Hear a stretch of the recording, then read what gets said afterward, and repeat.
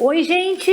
Para quem não me conhece, meu nome é Fabiana, eu sou delegada de polícia aqui de São Paulo, sou ex-aluna do DEPOL, aqui é minha casa, que me ajudou na minha formação e na realização do meu sonho profissional. E hoje nós vamos estudar um assunto que é muito cobrado em prova de concurso e que os alunos, os concurseiros, nós estudiosos, temos sempre um pezinho atrás. Controle de constitucionalidade. Hoje nós vamos fazer um en passant de toda a teoria geral do controle de constitucionalidade. Então, venham comigo, eu vou falar pausadamente para que vocês formem um caderno de forma que, na véspera da prova, só folhear para poder rever essa matéria e pelo menos acertar todas as questões de controle de constitucionalidade. Não quero menos que isso. Gabaritar todas as questões de controle. E o que é o controle de constitucionalidade? Antes de mais nada, o que vem a ser? Qual que é a denominação, o sentido de controle de constitucionalidade? Anotem aí. É a verificação de compatibilidade, isto é, de conformidade das leis e atos normativos com a Constituição Federal. É a verificação de compatibilidade das leis e atos normativos com a Constituição Federal. O controle de constitucionalidade, ele carrega duas premissas básicas. Duas premissas básicas norteiam toda a nossa teoria geral de controle de constitucionalidade. Isso examinador adora pedir em prova de concurso. Qual que é a primeira premissa? É o princípio da rigidez constitucional. A primeira premissa que norteia, que baliza todo o nosso estudo de controle de constitucionalidade é o princípio da rigidez constitucional. Anotem aí, o controle de constitucionalidade só ocorre em países que possuem constituição rígida. Somente constituições rígidas admitem controle de constitucionalidade. Bem sabemos que as constituições rígidas são aquelas que exigem um processo diferenciado e mais dificultoso de alteração. Então, a gente sabemos que as constituições rígidas são aquelas que exigem um processo mais dificultoso e diferenciado para a sua alteração. Mais dificultoso e diferenciado de alteração em comparação com as leis infraconstitucionais. No Brasil, esse processo de alteração da Constituição Federal é realizado, bem sabemos também, por meio das emendas constitucionais. Que para serem aprovados, uma PEC, um projeto de emenda constitucional, para ser aprovada, exige a famosa regra do 2235. Um projeto de emenda constitucional que altera a Constituição, ela para ser aprovada, exige um processo mais dificultoso, o chamado a regra 2235. Dois turnos de votações nas duas casas do Congresso Nacional. Então, 2 turnos de votação nas duas casas do Congresso Nacional, Câmara dos Deputados e Senado Federal, e com quórum de aprovação de 3/5 dos membros. Uma Constituição que é do tipo flexível, em que a Constituição Federal e as leis estão no mesmo patamar de alteração, não admite controle. Porque aqui, na Constituição rígida, nós temos a Constituição Federal e as leis infraconstitucionais. Aqui é o nosso modelo de Constituição rígida. Na flexível, as leis e a Constituição Federal estão no mesmo patamar. Elas estão no mesmo plano hierárquico. Então, não há que se falar em controle de constitucionalidade. Essa é a nossa primeira premissa que baliza o controle de constitucionalidade e sempre é cobrado em prova de concurso. A segunda premissa que baliza nosso estudo é o princípio da supremacia da Constituição Federal. Segunda premissa que baliza o estudo do controle de constitucionalidade é o princípio da supremacia da Constituição. Anotem porque é importante. A Constituição Federal é o fundamento de validade e existência. A Constituição Federal, ela é o fundamento de validade e existência de todos os demais atos normativos existentes no ordenamento jurídico. A Constituição Federal é o fundamento de validade e existência de todos os demais atos normativos do nosso ordenamento jurídico.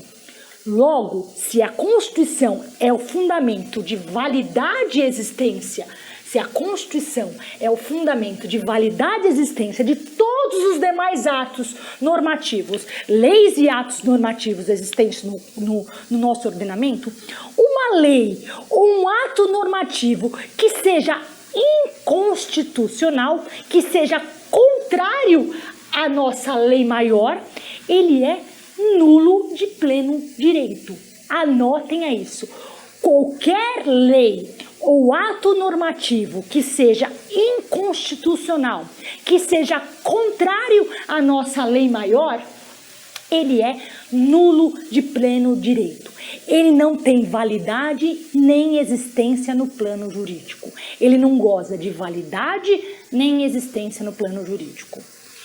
Veja que no Brasil, na nossa República Federativa do Brasil, a supremacia da Constituição, ela é formal. No Brasil, quando se fala em supremacia da Constituição, tem-se que a nossa supremacia é formal. O que isso quer dizer, professora? Também matéria muito importante. Na supremacia formal, todas as normas constitucionais que estão contidas, que estão inseridas no nosso texto constitucional, todas as normas constitucionais inseridas, contidas na nossa Constituição Federal, independentemente do seu conteúdo, independente da matéria que ela veicula, tem a mesma hierarquia máxima. Todas as normas constitucionais formalmente inseridas no nosso texto constitucional, independente do conteúdo, independente da matéria que ela veicula, tem a mesma hierarquia máxima, tem a mesma supremacia. Isso se difere dos países que adotam a supremacia material. O Brasil, ele adota a supremacia formal, que difere de outros países que adotam a supremacia material. O que é isso? Anotem aí. Na supremacia formal, somente as normas tipicamente materiais, somente nas normas tipicamente materiais, tipicamente constitucionais, que veiculam matérias atinentes à organização de Estado e direitos fundamentais, detêm supremacia constitucional. Na supremacia material, então, não basta somente que a norma esteja inserida formalmente no texto constitucional. Não basta para ter supremacia com relação às demais leis infraconstitucionais. Não basta. Além disso, na supremacia material, para além disso, somente gozam de supremacia frente às demais leis e atos normativos, aquelas normas constitucionais que veiculam matérias tipicamente constitucionais, matérias tipicamente materiais. O que são? Somente tem supremacia aquelas normas que tratam da organização do Estado e que veiculam e que introduzem direitos fundamentais. Somente normas atinentes à organização do Estado e direitos fundamentais possuem supremacia em relação às demais normas. Veja, não é a supremacia adotada no Brasil. Repito, o Brasil adota a supremacia formal. Já foi essa questão já foi objeto de cobrança em prova de concurso, então vale a pena ter no caderno. Quais são os efeitos? Quais são os efeitos da sentença, de uma decisão que declara a inconstitucionalidade de uma norma? Qual que é a regra da sentença declaratória do controle de constitucionalidade? A sentença, os efeitos temporais, anotem aí, os efeitos temporais da sentença declaratória do controle de constitucionalidade, efeitos temporais da sentença que declara a inconstitucionalidade de uma determinada lei ou ato normativo é ex tunc. A sentença declaratória de eventual inconstitucionalidade de uma lei ou ato normativo gera efeitos ex tunc, isto é, efeitos retroativos.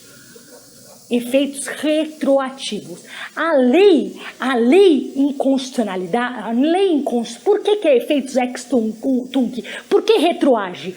Porque a lei inconstitucional, ela é nula, ela é inválida desde o seu nascimento. Como eu falei, por conta da supremacia da Constituição, qualquer lei ou ato normativo que seja contrária à nossa lei maior, que seja contrária à Constituição Federal, é nula de pleno direito, é inválida desde o seu nascimento. A eventual decisão, a eventual declaração de inconstitucionalidade, ela possui apenas efeitos declaratórios. A eventual declaração da inconstitucionalidade de uma lei possui apenas efeitos declaratórios. Ela declara a invalidade originária daquela lei ou ato normativo desde a sua promulgação, desde o seu nascimento. Não se fala aqui em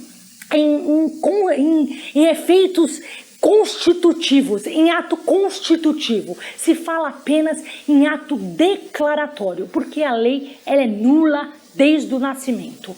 Então, a declaração de inconstitucionalidade de uma lei ou ato normativo frente à Constituição Federal, ela é meramente declaratória e não constitutiva. Retroage, efeitos ex tunc, efeitos retroativos.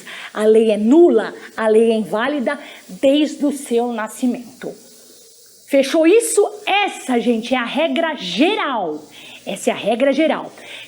A decisão, a sentença que declara eventual inconstitucionalidade de uma lei ou ato normativo, ela gera efeitos ex tunc, regra geral.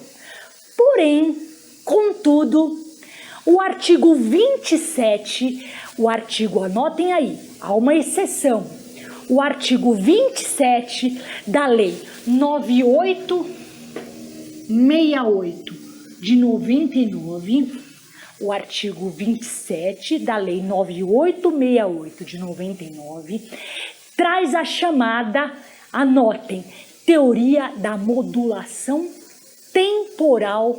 Teoria da modulação temporal, o artigo 27 da Lei 9.868 de 99, ele traz a teoria, como em caráter de exceção, traz a teoria da modulação temporal dos efeitos da sentença que declara a inconstitucionalidade de uma lei ou ato normativo. Teoria da modulação temporal dos efeitos da sentença que declara a inconstitucionalidade de uma lei ou ato normativo. Essa teoria, ela é aplicada, essa modulação é aplicada, anotem e grifem, em decisões de controle de constitucionalidade em que, por razões de segurança jurídica,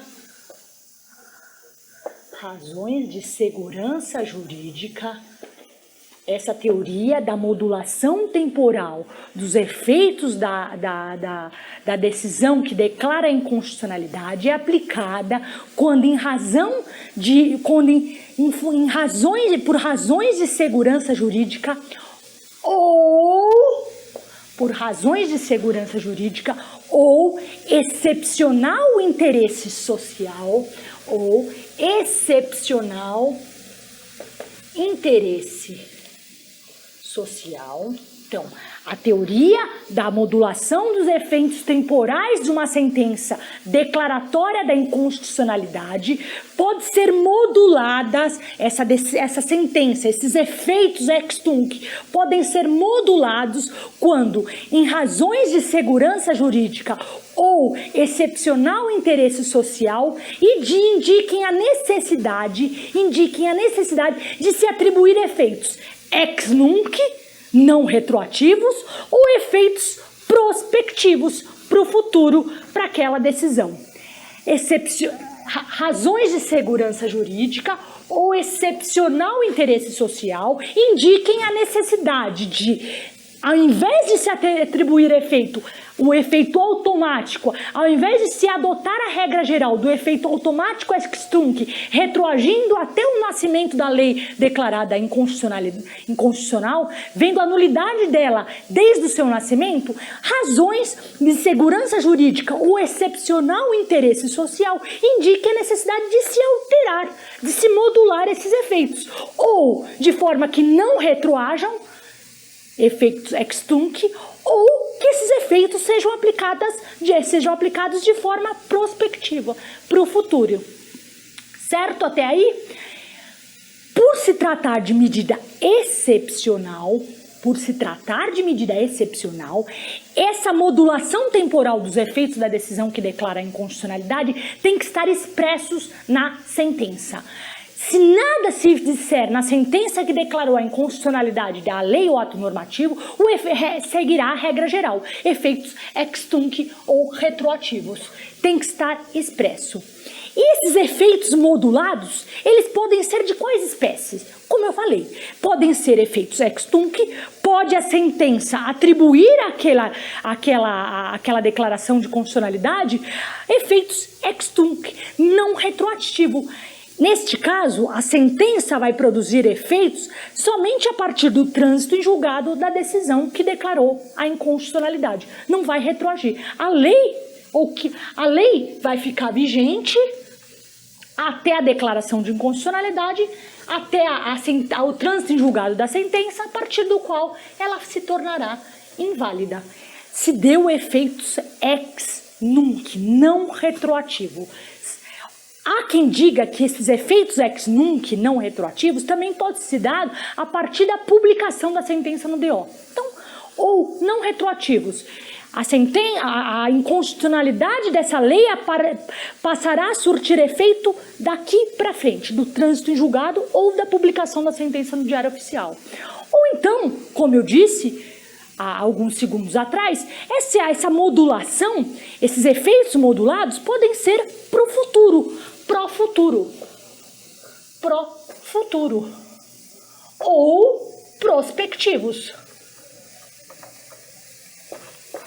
Esses efeitos modulados podem ser ex nunc, não retroativos, de forma que vai valer a partir do trânsito em julgado, ou alguns autores entendem que a partir da publicação da sentença declaratória de inconstitucionalidade no DO, ou pode ser pró-futuro ou prospectivos. Nesse caso, a sentença vai fixar uma data futura a partir da qual ela produzirá efeito.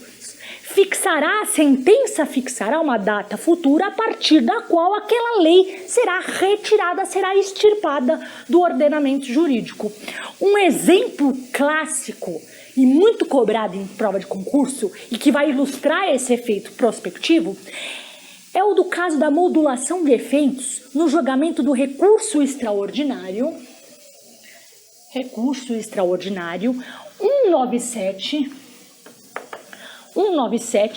917 de São Paulo.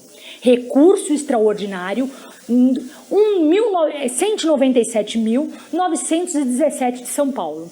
Esse recurso extraordinário, ele julgou inconstitucional a lei orgânica do município de Mira Estrela. Neste recurso extraordinário, ele julgou inconstitucional o artigo da Lei Orgânica do município de Minestrela, que fixava um número desproporcional de vereadores frente ao número de habitantes. Salvo engano, o município de Minestrela ele tinha 11 vereadores, quando o correto, de acordo com o número populacional, seria 9, salvo engano. Esse recurso extraordinário julgou, por que ele tinha 11? Porque um artigo da Lei Orgânica do município de Minestrela conferia a possibilidade do município contar com 11 vereadores. O STF, no julgamento desse recurso extraordinário, julgou inconstitucional esse artigo que previa isso, com base, porque entendeu que ele viola o artigo 29, inciso 4, a linha A da Constituição Federal. Entendeu que esse artigo é inconstitucional por violar, por contrariar o artigo 29, inciso 4, a linha A da Constituição Federal. Só que, se os efeitos dessa decisão que declarou esse artigo inconstitucional, que declarou que o município contar com 11 vereadores é inconstitucional, se esses efeitos fossem ex tunc, isto é, se retroagirem, vários vereadores, né, no mínimo 3 vereadores eleitos, perderiam seus respectivos mandatos, de plano, de um dia para o outro. O que, no entender do STF, viola a segurança jurídica, dentre outros princípios constitucionais. Então, para evitar esse tipo de decisão muito catastrófica, extirpando 3 vereadores aí e mantendo o número de 9, o STF, ao declarar a inconstitucionalidade desse artigo da Lei Orgânica de Minestrela, ele determinou que essa decisão fosse aplicada somente a partir das próximas eleições. Então, ele declarou inconstitucional o artigo da Lei Orgânica do município de Minestrela, que previa a existência de 11 vereadores no município. Mas ele falou, não vamos aplicá-lo desde agora, retroagindo a data do nascimento da Lei Orgânica e violando a segurança jurídica, extirpando, perdendo o mandato de 3 vereadores, que sabe-se lá qual dos vereadores perderiam seu mandato. Então, para fins de assegurar a segurança jurídica, ele manteve a eficácia desse artigo da Lei Orgânica até as próximas eleições, quando então esse artigo da Lei Orgânica perderia a sua validade e passaria a contar com apenas 9 vereadores. Esse é o maior exemplo de efeitos pró-futuros ou prospectivos. Declarou a inconstitucionalidade, mas relegou a eficácia da decisão até as próximas eleições. E também, além do efeito ex nunc, que não retroage, a partir daqui que vai valer, além do efeito prospectivo ou pró-futuro, também pode-se conferir uma retroatividade limitada, não necessariamente declarando nula a lei desde o nascimento dela, mas assim, retroagindo em alguns meses, dias, semanas e quiçá anos, uma retroatividade limitada. Essa modulação de efeitos da decisão de controle de constitucionalidade, ela pode ocorrer tanto no controle difuso quanto no controle concentrado. Tanto no controle difuso ou concreto, quanto no controle concentrado ou abstrato. Qualquer decisão proferida em qualquer modalidade de controle, seja ele difuso ou concentrado, admite a modulação. Isso também é pegadinha de concurso, é alteração jurisprudencial. Antigamente se admitia somente no controle concentrado por meio das ações diretas de inconstitucionalidade. Hoje não. A modulação pode se dar tanto no difuso quanto no controle concreto. E, uma observação importante. Se a declaração de inconstitucionalidade ocorrer por órgão colegiado, se for um órgão colegiado que declarar a inconstitucionalidade de uma determinada lei ou ato normativo, a modulação dos efeitos exige um quórum específico de 2/3, exige um quórum específico de 2/3 do respectivo órgão. No caso do STF, seriam 8 ministros. Então, se a declaração de inconstitucionalidade de determinada lei ou ato normativo for proferida por órgão colegiado, exige-se um quórum específico de 2/3 do membro do respectivo órgão para que a modulação ocorra. A modulação exige esse quórum específico de 2/3 dos membros do respectivo órgão quando a declaração de inconstitucionalidade for proferida por órgão colegiado. Se for juiz singular, juiz monocrático, que no controle difuso, de forma incidental, declarar sozinho, por si só, monocraticamente, a inconstitucionalidade de determinada lei, não se exige esse quórum específico. Por óbvio, não, porque se ele está sozinho, não tem como submeter isso a um órgão colegiado. Então, o quórum específico de 2/3 só para modulação dos efeitos da declaração de inconstitucionalidade só é exigível por questões óbvias quando ela se dá por órgão colegiado. Juiz singular, juiz monocrático, não se exige quando no controle difuso declarar a inconstitucionalidade de determinada lei ou ato normativo, não se exige esse quórum específico. Certo? E agora, quais são os tipos de inconstitucionalidade? Quais são os tipos de inconstitucionalidade? Primeira espécie, primeira classificação, anotem aí. Número 1, quanto ao momento de configuração. Quanto ao momento de configuração. Primeira classificação de inconstitucionalidade. Quanto ao momento de configuração.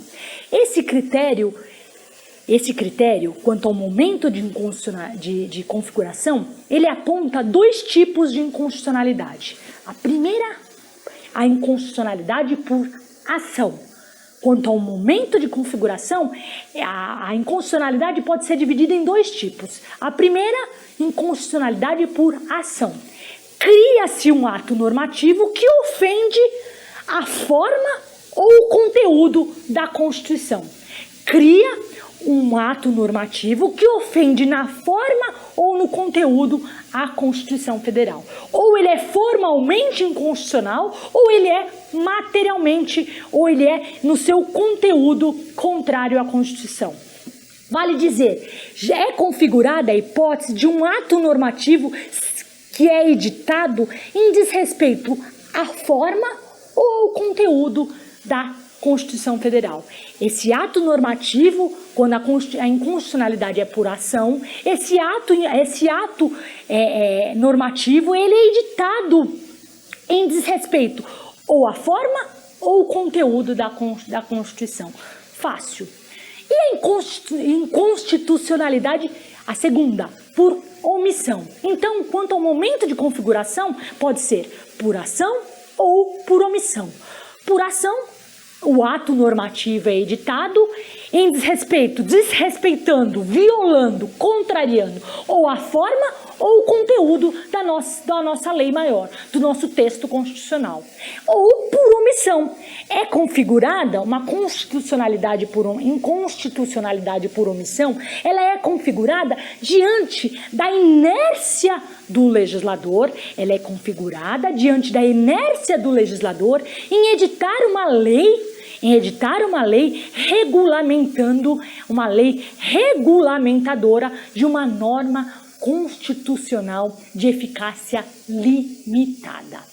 A inércia do legislador em editar uma lei que regulamenta, que dá o complemento de uma norma constitucional de eficácia limitada, ela é inconstitucional. Essa inércia, por si só, é inconstitucional por omissão. Essa omissão é uma omissão inconstitucional.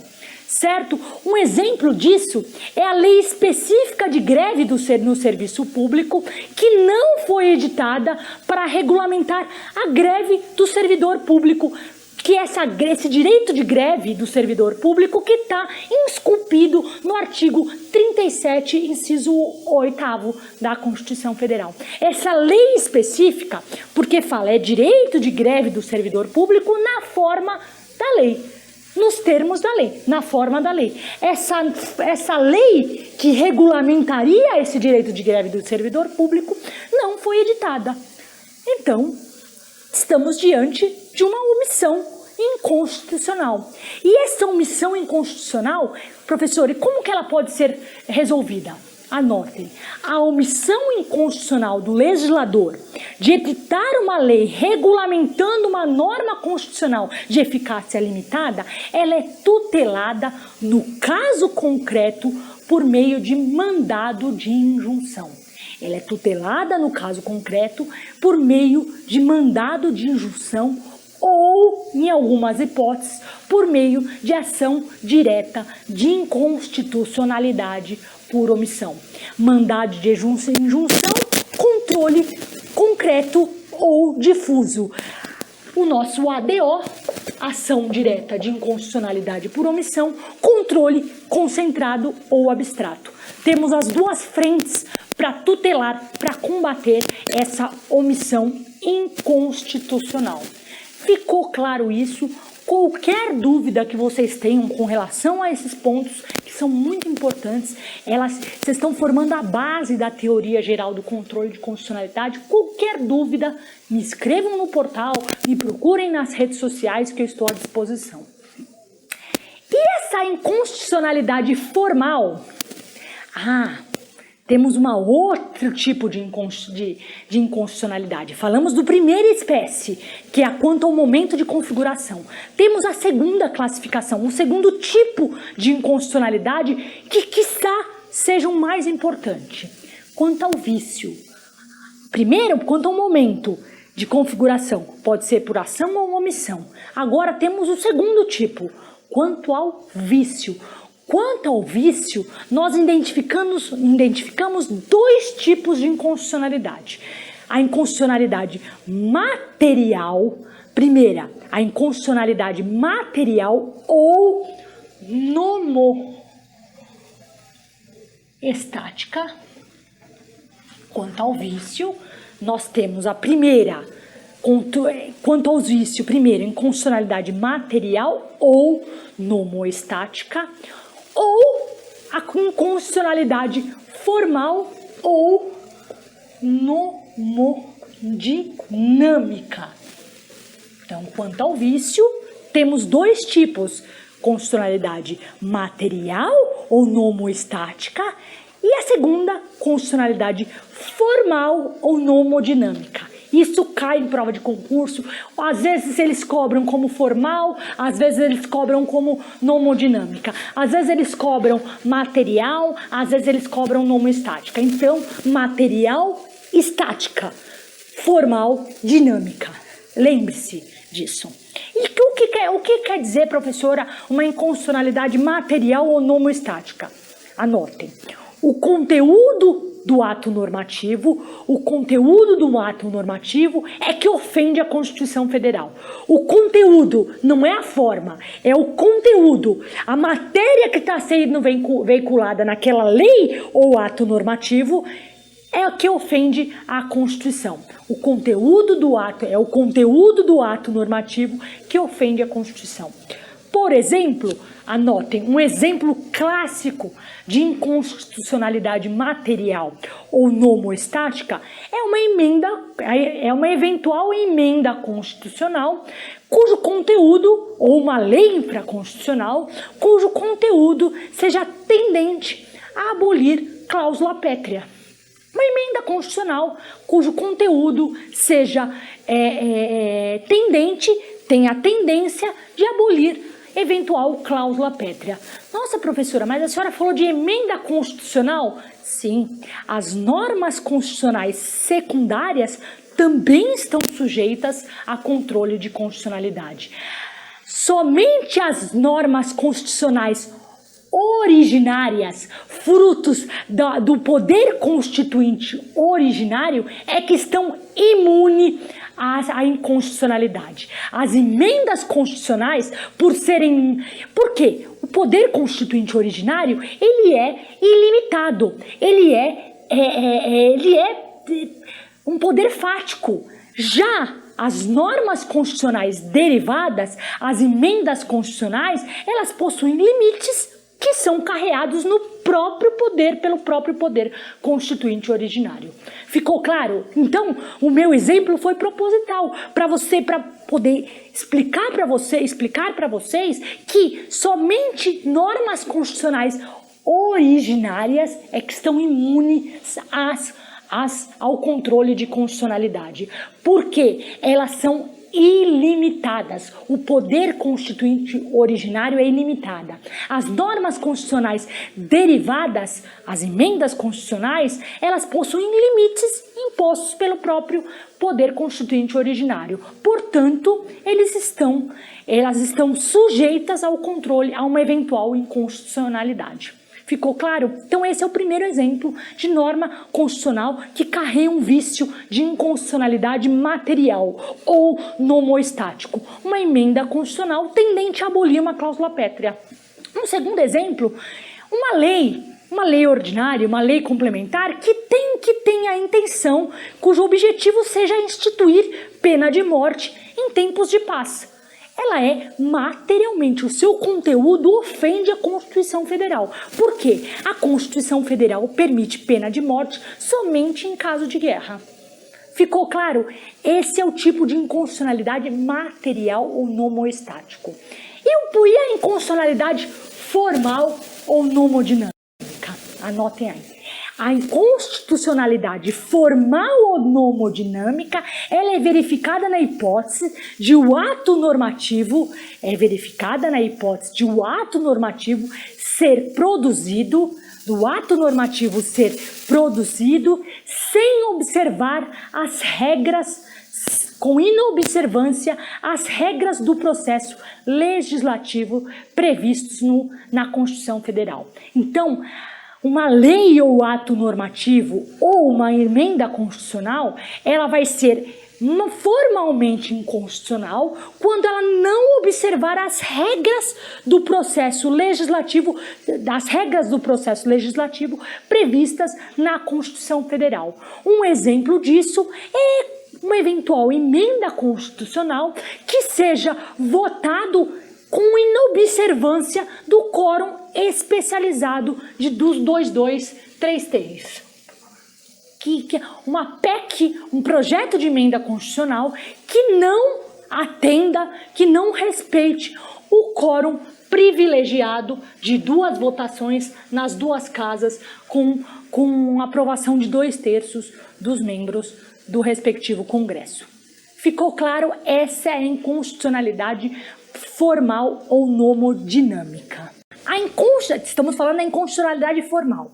A inconstitucionalidade formal ou nomodinâmica, ela por sua vez, ela é subdividida em outras subespécies. A inconstitucionalidade formal também pode ser classificada em inconstitucionalidade formal objetiva. Anotem, a inconstitucionalidade formal comporta subespécies. A primeira dela é a inconstitucionalidade formal objetiva. Essa inconstitucionalidade formal objetiva, ela ocorre na hipótese de não observância das etapas de votação ou do quórum exigido.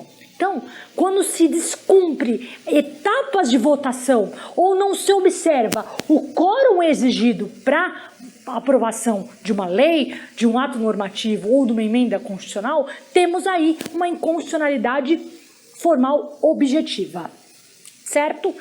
Também pode ser, a inconstitucionalidade formal, também ela é subdividida em inconstitucionalidade formal orgânica. Anotem aí, inconstitucionalidade formal orgânica ocorre na hipótese de um ente federativo, a inconstitucionalidade formal orgânica ocorre na hipótese de um ente federativo legislar sobre tema que não detém competência legislativa. Ocorre a inconstitucionalidade formal orgânica quando um determinado ente federativo legislar sobre a tema que não detém competência federativa para tal. Por exemplo, uma lei sobre direito do trabalho ou sobre direito penal elaborado por um estado, pelo Distrito Federal ou por um homicídio. Por quê? Ou por um município. Por quê? Essa lei, direito penal e direito do trabalho, é matéria de afeta a competência legislativa privativa da União, incluindo eventuais empregados públicos quando se trata em direito do trabalho. Então, se um município, se um estado, se o Distrito Federal legislar sobre direito do trabalho, sobre empregados públicos, essa lei ela é formalmente inconstitucional, ela detém uma inconstitucionalidade formal orgânica. Por quê? O município e o Distrito Federal, o Estado, ele não detém competência legislativa para legislar sobre esse tema. Essa matéria, direito penal e direito do trabalho, é matéria afeta a competência legislativa privativa da União. Claro isso? E a terceira espécie de inconstitucionalidade formal, falamos já da inconstitucionalidade formal objetiva, falamos já da inconstitucionalidade formal orgânica e temos a terceira subespécie de inconstitucionalidade formal. A terceira, qual é a terceira? Inconstitucionalidade formal por vício de iniciativa ou também chamada subjetiva. Então, a terceira subespécie de inconstitucionalidade formal é aquela que se dá por vício de iniciativa ou também chamada de inconstitucionalidade formal subjetiva. Esse tipo de inconstitucionalidade, ele se verifica na hipótese em que determinado projeto de lei é proposto por autoridade. Esse projeto de lei, ele é deflagrado por autoridade incompetente. A inconstitucionalidade formal por vício de iniciativa ou subjetiva, ela se verifica na hipótese que determinado projeto de lei, ele é deflagrado, ele é lei ou ato normativo, ele é deflagrado, ele é proposto por autoridade incompetente. A autoridade que a lei não deu autonomia, não deu competência para fazer a iniciação desse projeto. Um exemplo disso a gente tem no artigo 61, parágrafo 1º da Constituição Federal. O artigo 61, parágrafo 1º, ele traz um rol de matérias cuja iniciativa é do próprio chefe do Poder Executivo. Se o artigo 61, parágrafo 1º da Constituição, ele traz um rol de matérias cuja iniciativa legislativa afeta ao chefe do Poder Executivo, seja o Poder Executivo da União, seja o Poder Executivo dos Estados, seja o Poder Executivo do município, presidente, governador ou prefeito. Se qualquer dessas matérias, se um projeto de lei que albergue, que aborde qualquer dessas matérias veiculadas no artigo 61, parágrafo 1º, for um projeto de iniciativa, por exemplo, da Câmara dos Deputados, da Câmara dos Vereadores, esse projeto de lei será formalmente inconstitucional. Por quê? Porque ele detém um vício de iniciativa ou uma inconstitucionalidade subjetiva. Ficou claro isso? E o que eu quero que vocês anotem, que é o pulo do gato e que é pegadinha, é inovação jurisprudencial. Anotem. No caso de vício de iniciativa, eventual sanção do projeto de lei pelo chefe do Poder Executivo não convalida a inconstitucionalidade existente. Anotem, vou até falar mais baixo, vou falar mais vagarosamente, eu vou ditar. No caso de vício de iniciativa, que é esse, no caso de inconstitucionalidade formal por vício de iniciativa, eventual sanção daquele projeto de lei pelo chefe do Poder Executivo não convalida a inconstitucionalidade existente. Por quê? Porque o ato inconstitucional, ele é nulo de pleno direito desde o seu nascimento. Algo que é nulo, ele não pode ser convalidado. Por exemplo, determinado projeto de lei, que é de iniciativa do chefe do Poder Executivo, mas que foi iniciado por um deputado, se eventualmente, depois de passar por todas as etapas do processo legislativo, for esse vício de iniciativa passou despercebido. Era um projeto de iniciativa do chefe do Poder Executivo, exemplo, do presidente da República, mas foi proposto por um deputado federal. Passou por todas as etapas do processo legislativo, todas as etapas. E ao final, ele foi, o presidente, a despeito do vício de iniciativa, sancionou. Ele sancionou esse projeto de lei. Aquele vício de iniciativa, o fato desse projeto de lei ter sido iniciado por um deputado, quando pela Constituição Federal deveria ser iniciado pelo presidente da República, essa sanção por parte do próprio presidente, convalida o ato, afasta essa nulidade, joga para baixo do tapete esse vício? Não. Eventual sanção do chefe do Poder Executivo não convalida esse vício, porque no caso trata-se de vício de iniciativa, inconstitucionalidade informal por vício de iniciativa. Ato inconstitucional, ele é nulo. Um ato nulo não pode ser convalidado. Ficou claro isso? Esse é o pulo do gato. Eu quero que vocês coloquem uma observação bem grande. E quais são os tipos de controle de constitucionalidade? Quais são os tipos? Tipos de controle de constitucionalidade. O controle de constitucionalidade, ele pode ser preventivo. O controle de constitucionalidade, ele pode ser preventivo, ocorre antes do nascimento da lei e do ato normativo, ou ele pode ser repressivo, certo? Por óbvio, se o preventivo ocorre antes do nascimento da lei ou do ato normativo, de outra ponta, o repressivo ocorre depois do nascimento, depois da deflagração da lei ou do ato normativo. Vamos falar primeiramente do controle preventivo. Vamos falar agora primeiramente do controle preventivo. O controle preventivo, ele pode ser realizado pelos 3 poderes de Estado. Poder legislativo, poder executivo e poder judiciário realizam um controle preventivo de constitucionalidade. O controle preventivo de constitucionalidade é realizado pelos 3 poderes de Estado. Ele tem como objeto o projeto de ato normativo. Por óbvio, porque ele se dá antes do nascimento da lei. Então, ele abarca o projeto de ato normativo, realizado pelos 3. Primeiro, o executivo. Falei que os 3 exercem. Como que o Poder Executivo ele exerce o controle de constitucionalidade preventivo?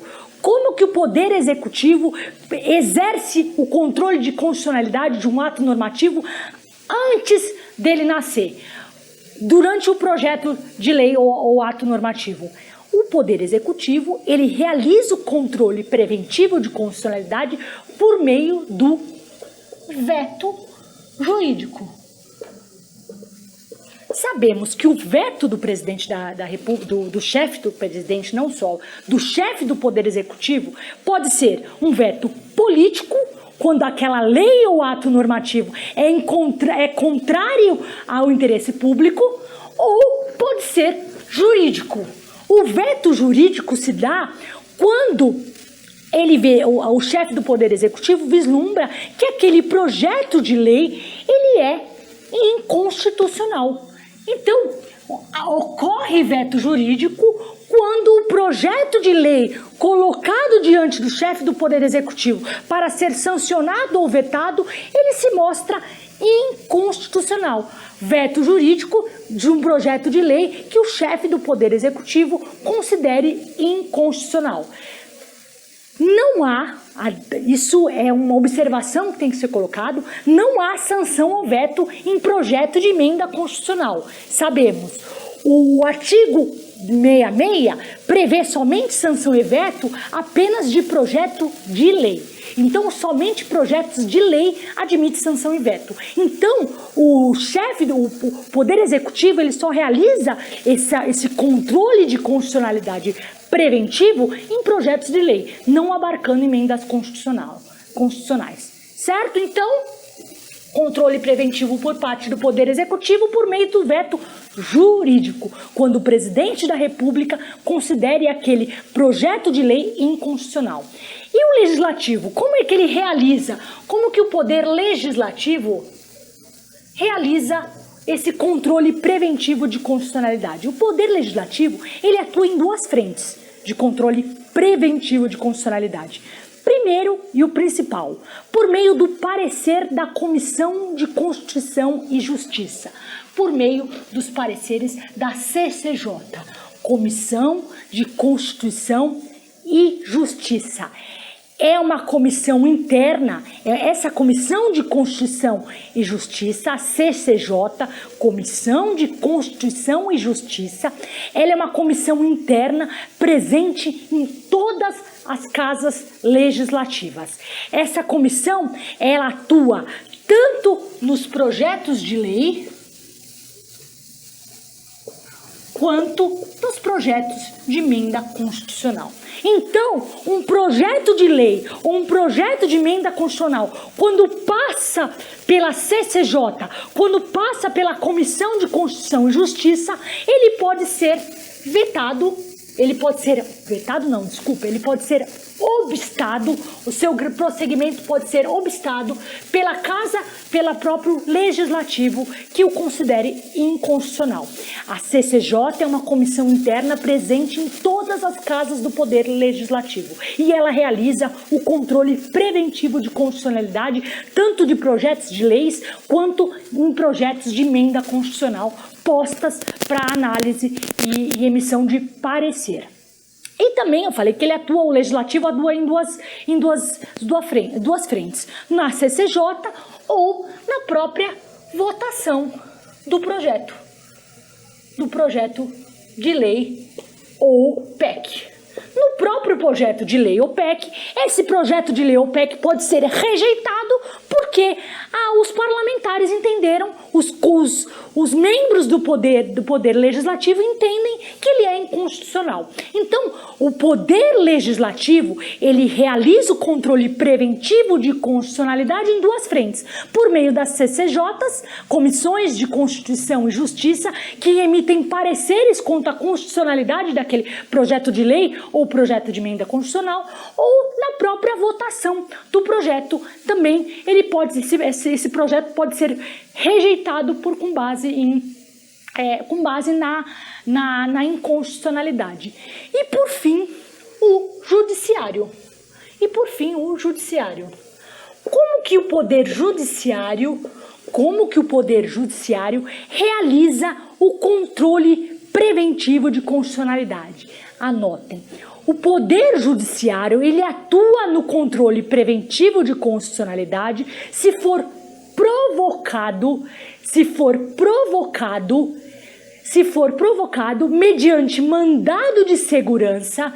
O Poder Judiciário, ele atua no controle preventivo de constitucionalidade se for provocado mediante mandado de segurança impetrado por parlamentar que participa do processo legislativo. Então, o Poder Judiciário, ele só vai atuar de forma preventiva no controle de constitucionalidade quando ele for provocado por parlamentar que impetrará o mandado de segurança para obstar o prosseguimento de projeto de lei inconstitucional por desrespeitar o devido processo legislativo. Então, o parlamentar que entenda, que participe do processo legislativo, se ele entender que aquele projeto de lei é inconstitucional, ele pode impetrar mandado de segurança para obstar o prosseguimento desse projeto de lei. Então, ele atua no julgamento de eventual mandado de segurança impetrado por parlamentar que visa obstar o prosseguimento de um projeto de lei tido como inconstitucional. Para o STF, é direito líquido e certo o direito do parlamentar ao processo legislativo rígido, a um processo legislativo sem qualquer mácula. É direito líquido e certo do parlamentar a ser desafiado por mandado de segurança um processo legislativo rígido. Certo? Certo? Então, temos o controle preventivo pelo Poder Executivo, pelo veto jurídico, pelo Poder Legislativo, pelas CCJs ou pela votação do processo, ou pelo Judiciário, quando atua mediante provocação de parlamentar que ajuiza, que impetra mandado de segurança visando obstar projeto de lei inconstitucional que desrespeite o devido processo legislativo. Pois para o STF, o processo legislativo rígido, sem mácula, é direito líquido e certo. Certo isso? E o controle repressivo de constitucionalidade? E o controle repressivo? O objeto do controle repressivo de constitucionalidade é o ato normativo que já nasceu, é o ato normativo já promulgado. Isso sabemos. O preventivo é antes do nascimento, é ainda o projeto de lei. O repressivo é aquele ato normativo já promulgado. No Brasil, como nós dissemos, as normas constitucionais originárias, elas estão imunes a controle de constitucionalidade. Contudo, as normas constitucionais derivadas e as leis infraconstitucionais, tanto as normas constitucionais derivadas, as emendas constitucionais, quanto os projetos de lei ordinária ou complementar, ou qualquer outro ato normativo infraconstitucional, estão sujeitas ao controle repressivo de constitucionalidade. Da mesma forma que o controle preventivo é realizado pelos 3 órgãos de Estado, o controle repressivo também é realizado pelos 3 órgãos. Ele é realizado pelo Poder Executivo, pelo Legislativo e pelo Judiciário. O Poder Executivo e o Legislativo, anotem, realizam um controle repressivo político de constitucionalidade. O Poder Executivo e o Poder Legislativo realizam o controle político de constitucionalidade repressivo, ao passo que o Poder Judiciário realiza um controle jurídico. O Poder Judiciário é o que predominantemente realiza o controle repressivo de constitucionalidade. Quem realiza predominantemente o controle repressivo? O Poder Judiciário. Mas há hipóteses em que o Poder Legislativo e o Executivo realizam esse controle repressivo de natureza política. Ficou claro? Como que o Poder Executivo realiza o controle repressivo?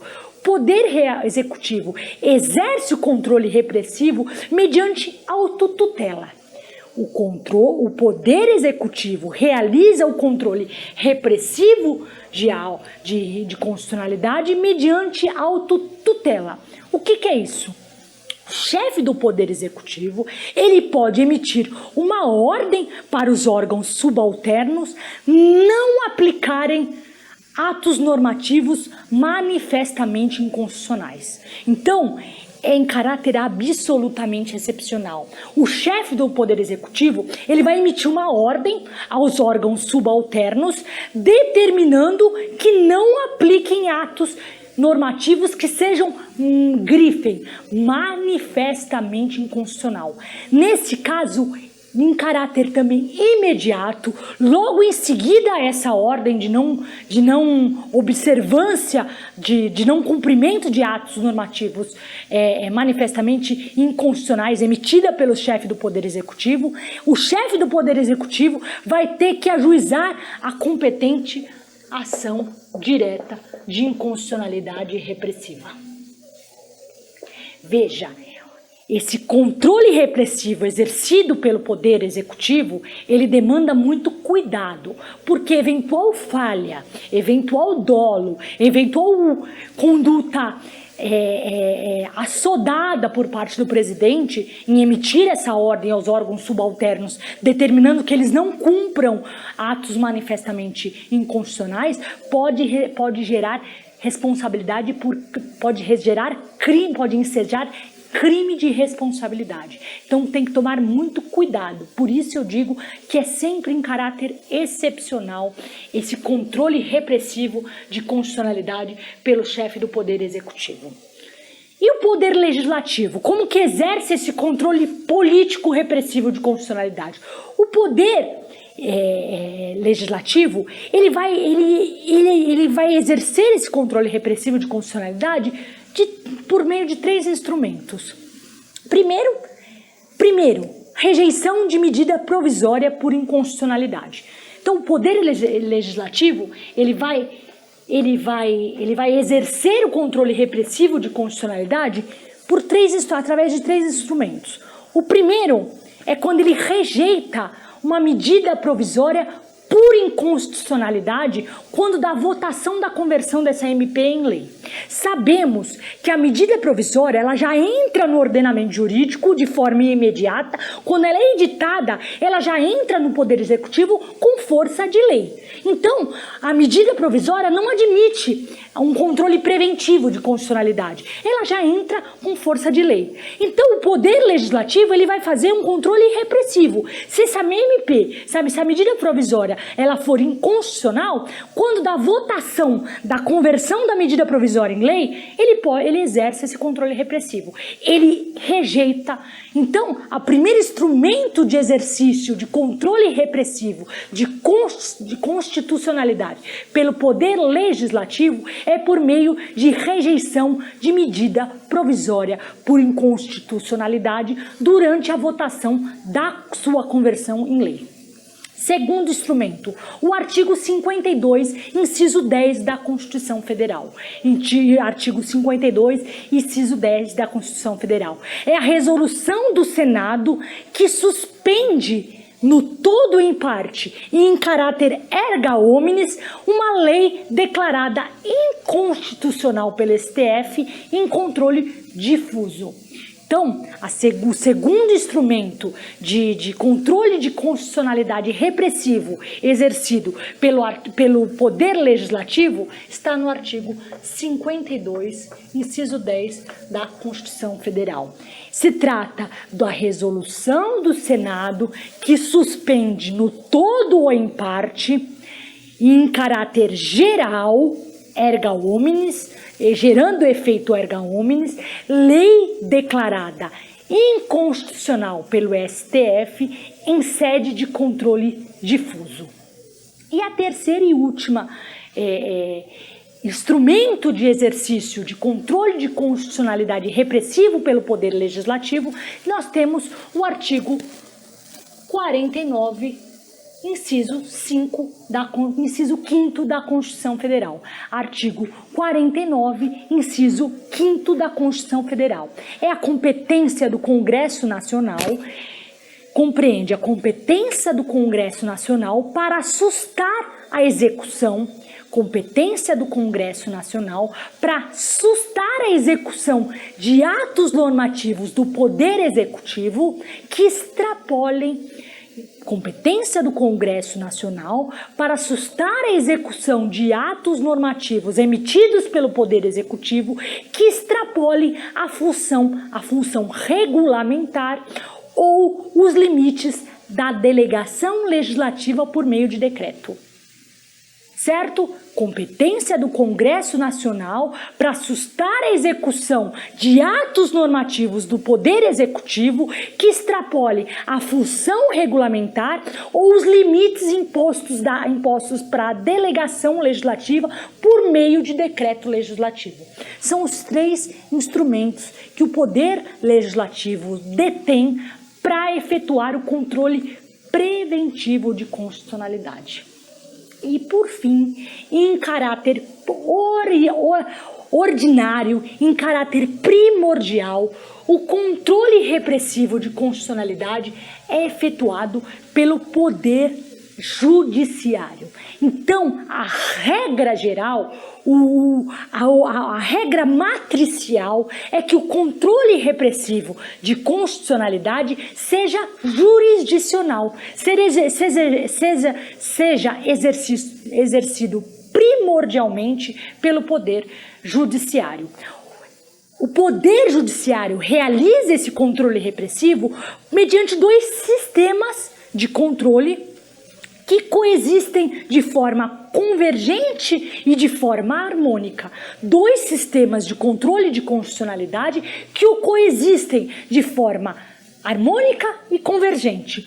O sistema difuso concreto de constitucionalidade e o sistema concentrado ou abstrato de constitucionalidade. Então, o poder legislativo, o poder judiciário, ele exerce em caráter primordial, em caráter primário, o controle repressivo de constitucionalidade por meio de dois sistemas de controle de constitucionalidade. Os famosos sistema difuso ou concreto e os famosos controle ou sistema concentrado ou abstrato de constitucionalidade.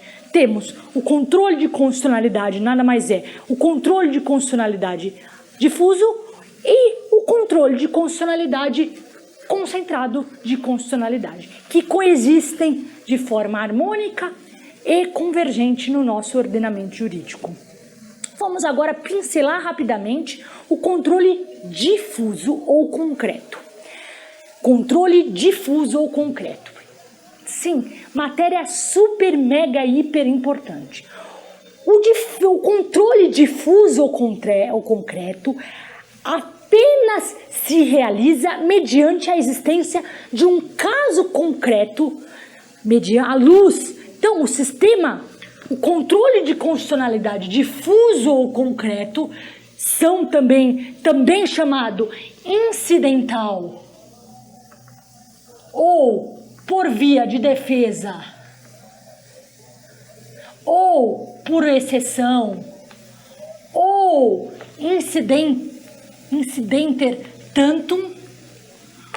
O controle de constitucionalidade difuso pode ser cobrado como concreto, como incidental, como por via de defesa, por exceção ou incidenter tanto, somente se realiza à luz da existência de um caso concreto,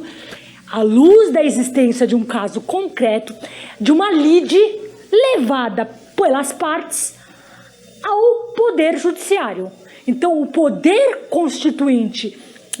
controle de constitucionalidade difuso, concreto, incidental, por via de defesa, por exceção, um incidenter tanto, somente se realiza à luz de um caso concreto, um caso prático, um caso concreto, uma lide, uma ação que é levada ao conhecimento do Poder Judiciário pela parte interessada. No controle difuso, é pressuposto que as partes tenham provocado o Poder Judiciário. É pressuposto. A parte tem que provocar o Poder Judiciário, levando a ele a tutela do bem da vida que ele pretende. Leva a lide, leva a controvérsia, a pretensão resistida ao Poder Judiciário. Logo, o controle de constitucionalidade difuso já observou o princípio da inércia do Poder Judiciário. A partir do momento que a parte leva ao conhecimento do Poder Judiciário a existência de uma pretensão resistida, a existência de uma lide, já se ultrapassou a eventual violação do princípio da inércia do Judiciário. Assim, o juiz que está tomando conhecimento daquela lide, ele pode declarar a inconstitucionalidade de ofício da lei. De ofício, porque é ele quem conhece o direito e ele já foi provocado pela parte. Não há que se falar em violação do princípio da inércia. A parte leva a lide ao juiz. Nessa lide, quando do julgamento dessa lide, ainda que não haja provocação, ainda que não haja uma causa de pedir, nada impede que de ofício aquela lei que está embasando o pedido de uma das partes seja declarada inconstitucional de ofício por aquele juiz. Ficou claro isso? Isso é importantíssimo. No controle difuso, a questão principal é o pedido, formulado pela parte sobre o bem da vida. No controle difuso, a parte não vai chegar ao judiciário e pedir a declaração de inconstitucionalidade de uma lei. Não é essa. A declaração de inconstitucionalidade da lei, ela vem em caráter incidental, em caráter secundário à lide. O pedido principal é o bem da vida que ele pretende tutelar. Mas aparece uma questão processual incidente dentro dessa lide, vai aparecer uma questão processual incidente que vai ser a inconstitucionalidade dessa lei ou do ato normativo que rege o pedido principal. Uma eventual declaração de inconstitucionalidade é questão secundária. O caso concreto, o pedido principal é o bem jurídico havido que se pede tutela. E esse controle de constitucionalidade difuso, anotem, ele pode ser desempenhado por qualquer juiz em qualquer grau de jurisdição, desde que esse juiz tenha competência para julgar o caso concreto que foi levado pela parte. Então, o controle de constitucionalidade difuso, ele é exercido por qualquer juiz, por qualquer órgão do Poder Judiciário, desde a primeira até a última instância.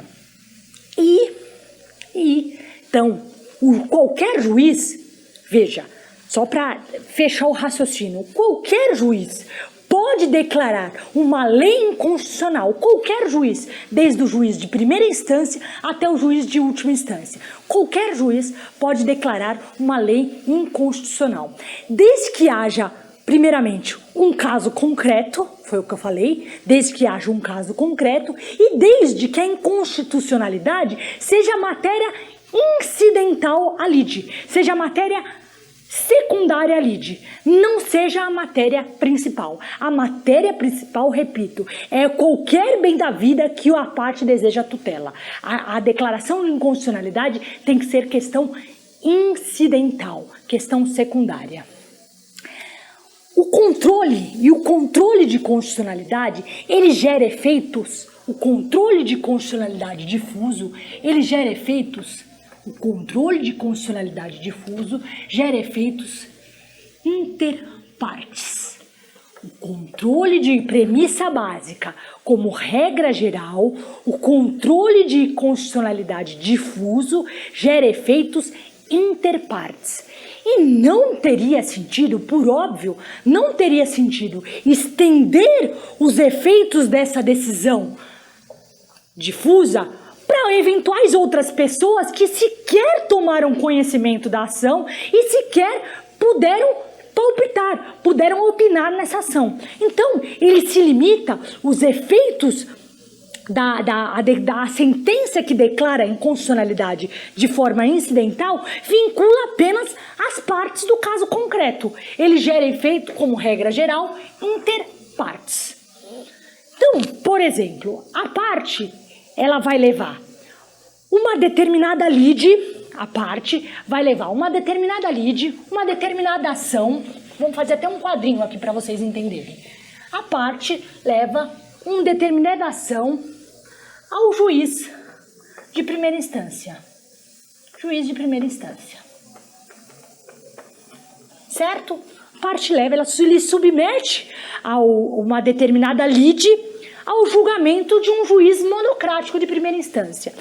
Se esse juiz, de forma incidental, declarar a inconstitucionalidade da lei, essa declaração de inconstitucionalidade vai gerar efeitos apenas interpartes. Certo? Fechou? Como eu disse, qualquer juiz de qualquer grau de jurisdição, do primeira instância à última instância, pode declarar a inconstitucionalidade de forma incidental, pela via difusa. Mas aí, a parte sucumbente, não contente, ela decide recorrer ao Tribunal de Justiça correspondente.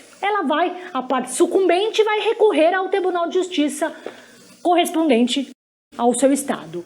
Esse Tribunal de Justiça, nada impede que ele, ao analisar o recurso sobre a decisão recorrida, nada impede que, de forma incidental, ele declare a inconstitucionalidade da lei que embasa aquela matéria. Se ele declarar essa inconstitucionalidade, igualmente vai gerar efeitos interpartes, somente vai vincular as partes do processo, certo? Ponha só uma observação. Para isso, o TJ ele tem que respeitar a regra do artigo 97 da Constituição Federal, que é a cláusula de reserva de plenário, que já vamos falar logo em seguida.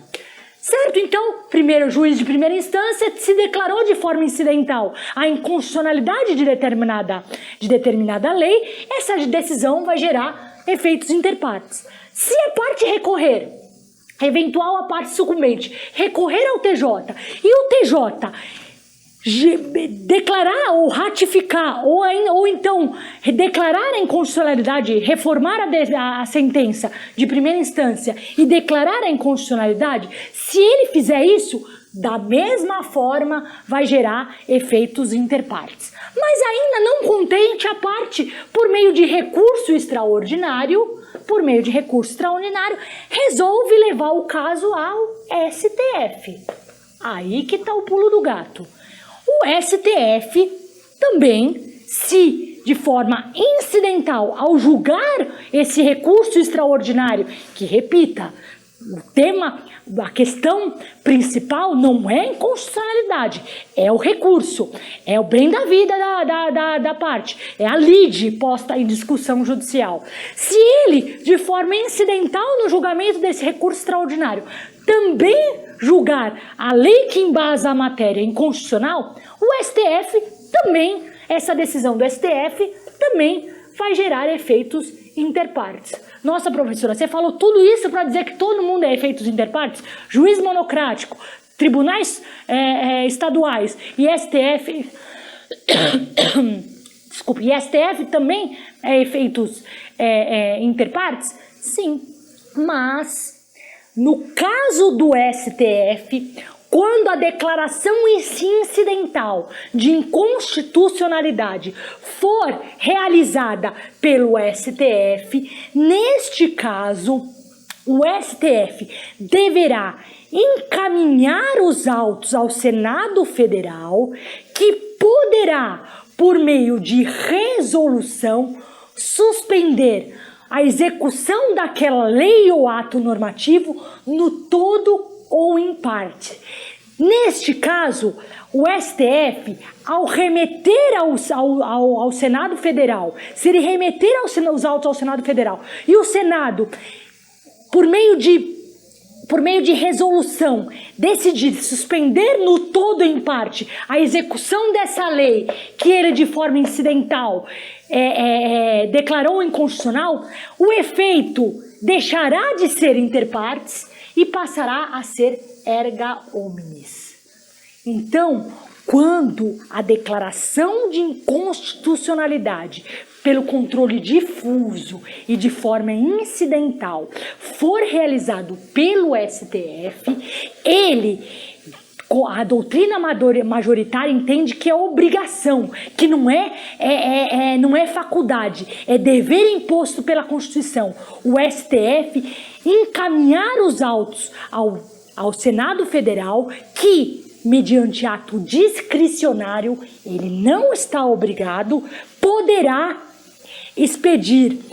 suspender a execução de forma geral dessa lei declarada inconstitucional, transmutando os efeitos inter partes para erga omnes. O Senado Federal, por meio, é o que determina o artigo 52, inciso 10 da Constituição Federal. O Senado Federal, ele pode, por meio de resolução, suspender no todo ou em parte a execução daquele ato declarado inconstitucional, gerando efeitos assim erga omnes. Deixa de ter efeito inter partes e passa a ter efeitos erga omnes. Isso é ato discricionário, mas é obrigação do STF remeter os autos ao Senado. Um exemplo disso é a resolução número 5 do Senado, de 2012, que suspendeu a expressão vedada a conversão em penas restritivas de liberdade, que estava previsto, essa expressão, ela estava prevista no artigo 36, parágrafo 4º da Lei de Drogas. Essa expressão, ela foi declarada inconstitucional pelo STF, num julgamento de um habeas corpus, por ferir o princípio da individualização da pena. Neste caso, o STF, ao julgar esse habeas corpus, e declarar inconstitucional esse trecho do artigo 33, parágrafo 4º da Lei de Drogas, vedada a conversão em penas restritivas de liberdade, ele remeteu os autos ao Senado, que editou essa resolução número 5, e essa decisão de inconstitucionalidade deixou de surtir efeitos para apenas as partes que impetraram aquele habeas corpus, passando a gerar efeitos erga omnes. Tanto é que essa expressão foi riscada do texto original da Lei de Drogas. Porém, há uma discussão, só para finalizar essa parte, há uma discussão quanto à redefinição do papel do Senado. Há uma tendência a uma mutação constitucional, a uma mudança na interpretação do sentido do texto constitucional, no sentido de que a edição dessa resolução do Senado, ela teria efeitos apenas de conferir publicidade à decisão do STF que declarou a inconstitucionalidade daquele ato normativo de forma incidental. Há alguns casos em que o STF entendeu que a sua decisão, a sua decisão de inconstitucionalidade proferida num caso concreto, num controle difuso, ela já produziria efeitos erga omnes por si só, e que essa resolução do Senado tenha o condão, o papel apenas de publicizar esse caráter erga omnes. Ainda não há essa definição concreta disso, mas a tendência é nesse sentido, e para isso, essa interpretação, essa mutação constitucional, ela é denominada pela doutrina como transcendência dos motivos determinantes ou abstrativização do controle difuso. Transcendência dos motivos determinantes ou abstrativização do controle difuso. O que é isso? É o entendimento do STF no sentido de que todas as suas decisões proferidas, todas as suas decisões de inconstitucionalidade, declarando a inconstitucionalidade de determinado ato normativo, que sejam eventualmente proferidas no controle difuso, em caráter incidental, por si só já gerariam efeitos erga omnes. E que a resolução do Senado, prevista no artigo 52, inciso 10, teria só o condão de dar publicidade a isso. E, por fim, vamos falar rapidamente da cláusula de reserva de plenário prevista no artigo 97 da Constituição Federal, só para finalizar o controle difuso. Essa regra, anotem aí, aplica-se apenas no âmbito dos tribunais. Essa regra, cláusula de reserva de plenário, prevista no artigo 97. Cláusula de reserva de plenário. Artigo 97 da Constituição Federal. Rapidamente. Essa regra, essa cláusula de reserva de plenário, ela se aplica somente no âmbito dos tribunais. Juízes monocráticos e juizados especiais, a juízes monocráticos e aos juízes dos juizados especiais, não aplica essa regra. Essa cláusula de reserva de plenário estabelece que a inconstitucionalidade de lei ou ato normativo só pode ser declarada pelo voto da maioria absoluta. A cláusula de reserva de plenário, que se aplica somente no âmbito dos tribunais, não se aplica a juízes monocráticos, não se aplica aos juizados especiais, ela estabelece que a inconstitucionalidade de uma lei ou ato normativo só pode ser declarado pelo voto da maioria absoluta,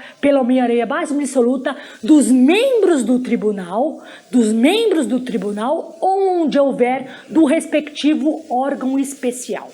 O artigo 97 demanda a maioria absoluta dos membros do plenário ou do órgão especial para a declaração de inconstitucionalidade de determinada lei ou ato normativo.